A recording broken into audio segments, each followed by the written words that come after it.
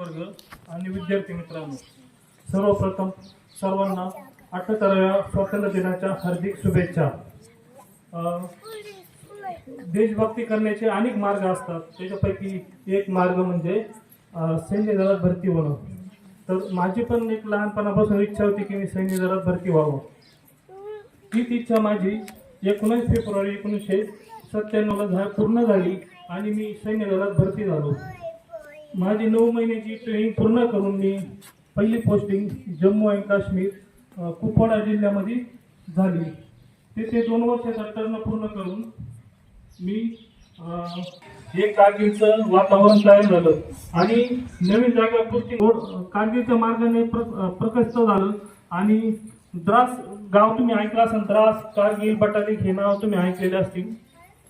तर द्रासमध्ये आमचं युनिट जाऊन तिथं हॉल्ट झालं आणि तिथं वातावरण एवढं डेंजर वातावरण होतं की तिकडे म्हणजे पूर्ण बर्फ पडलेला होता, ऑक्सिजन कमी होतं.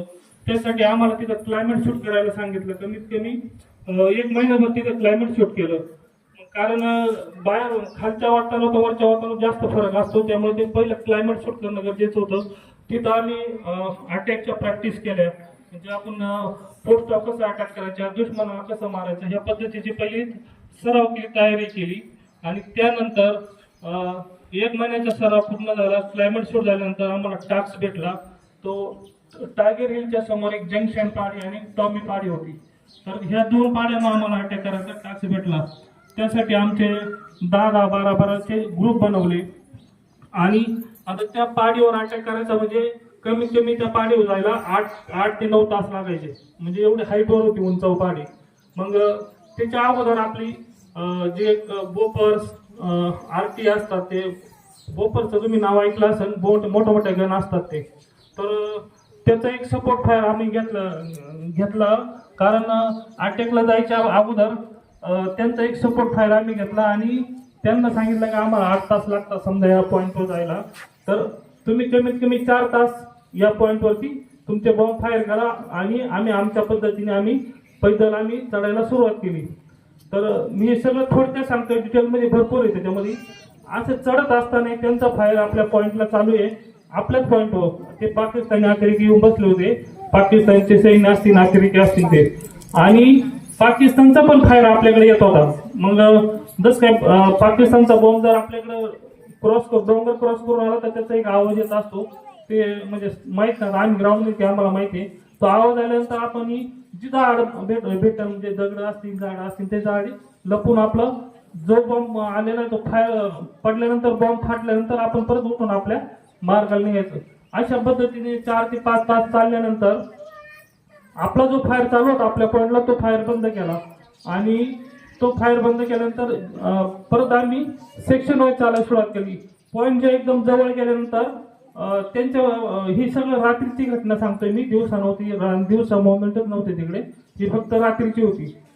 जवळ पॉईंटवर गेल्यानंतर पाडीचं असं होती की उंच पाडी असल्यामुळे एक बाजूला पूर्ण कट होता आणि चढायला फक्त एकच पर्व होता. आणि त्याच्यामुळं एकच रस्त्याने जायचं होतं, त्याच्यामुळे त्यांना मारण्यासाठी सोपं होतं. तर त्यांनी पहिल्या याच्यामध्ये आमचे फायर केल्यानंतर 6 जागेवानी मारले सुरुवातीचे. मग त्याच्यानंतर आम्ही परत 10-15 मिनिटं होल्ड करून मागच्या कठीण रस्त्याने एक टीमला पाठवलं आणि एक टीमचा फायर समोरच चालू ठेवला. आणि ज्यावेळेस ही कठीण मार्गावरची जी एक टीम होती ती पाठीमागून जाऊन त्यांच्यावर अटॅक केला. आणि तिथं फक्त 3च सैनिक होते त्याच्यात. ते 3च सैनिक पूर्ण म्हणजे आमच्या टीमला एवढं त्यांनी टाइमला म्हणजे बऱ्याच वेळ फायर लावून आमच्यावर त्यांनी टाइम घातला. आणि नंतर मागचे जे टीम त्यांनी जाऊन अटॅक केला ते 3ही अतिरेकी सैन्य असतील त्यांच्या पाकिस्तानचे ते मारले. त्यावेळेस आमचे तिथं 6 जवान शहीद झाले होते. आणि हा पॉईंट आमच्या ताब्यात आल्यानंतर जवळजवळ सकाळचे 5 वाजले होते.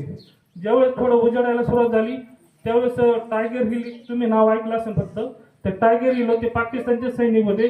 ते स्नॅपरचं पण तुम्ही नाव ऐकलं असेल. ते स्नॅपरची फायर आमच्या मारायला लागले कारण दिवसात दिसायला लागलं. मग आम्ही फक्त एकच ठिकाणी पूर्ण दिवस घातला. तर बर्फ पडलेला होता, म्हणजे त्यांचा फायर यायचा, वरून बॉम्ब पाकिस्तानचे बॉम्ब असायचे ते पण आमच्या वरून खाली जायचे, आमच्या पॉईंटला येत नव्हते करायचे. तर तो पॉईंट आम्ही ताब्यात घेतल्यानंतर रात्री परत आम्ही आमच्या मार्गस्थाला खाली आलो आणि आमच्या जागेवर नवीन माणसं ते पॉईंट त्यांच्या ताब्यात दिला. आणि एक मी हे थोडक्यात तुम्हाला सांगितलंय, कारण तसं सांगले गेलं तर अजून भरपूर आहे त्या लढायचे. ही फक्त तुम्हाला थोडक्यात माहिती सांगितली. त्याच्यानंतर मी परत 3 वर्षासाठी दिल्ली येथे एनर्जी कमांडोला होतो. PM सिक्युरिटी केली, एअर प्रोटेक्शन केलं 3 महिने. तिथं 3 वर्षाचा टर्न पूर्ण केला एनर्जी कमांडोमध्ये. त्याच्यानंतर नागालँड, मणिपूर, राजस्थान, पुणे, त्याच्यानंतर गंगानगर एक ठिकाणी, त्या ठिकाणी असे 20 वर्षामध्ये मी बऱ्याच ठिकाणी सर्व्हिस केली आणि 20 वर्ष पूर्ण करून मी रिटायरमेंट घेतली. तर मी विद्यार्थ्यांना एकच सांगू इच्छितो की आपलं जर शिक्षण पूर्ण झालं तर तुम्ही पण सैन्य दलात भरती होण्याचा पूर्ण प्रयत्न करावा आणि देश सेवा करावी. एवढं काही अवघड नाही, त्याच्यामध्ये सोपंच आहे. फक्त तुम्ही प्रयत्न केले पाहिजे. पूर्ण होती इच्छा असली तर पूर्ण होणार ती असं असते. त्यासाठी तुम्ही पूर्ण प्रयत्न करावा ही माझी इच्छा आहे. आज सर्वांनी मला जो मान सन्मान दिला त्याबद्दल सर्वांचे मी एकदा आभार मानतो आणि माझे भाषण संपवतो. जय हिंद, जय महाराष्ट्र.